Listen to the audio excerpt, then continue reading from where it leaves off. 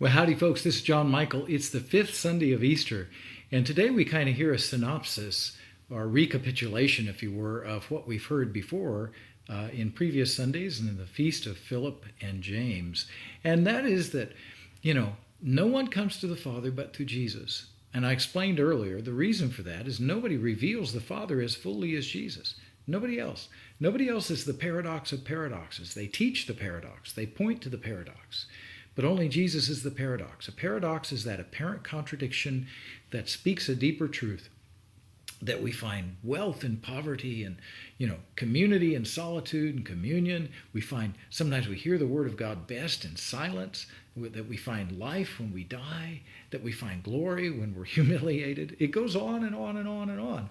So those are paradoxes. All the great mystics of the world's religions point to that. Only Jesus is that. He is the fullness of it, incarnate. So he brings us this way to the Father in a way that nobody else has ever done before or since. See?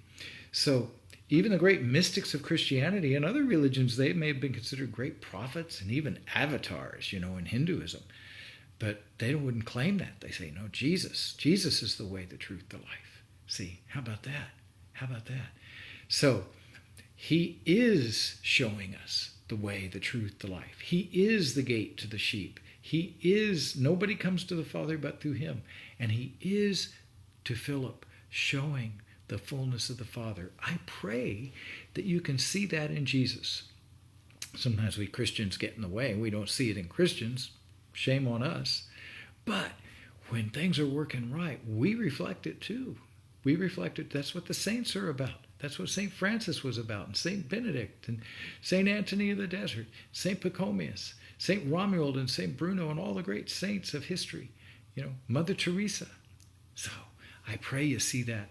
I pray that you see the Father, and I pray you understand the paradox. It will revolutionize your life. I love you guys so much. I pray for this for you. All things are possible with God.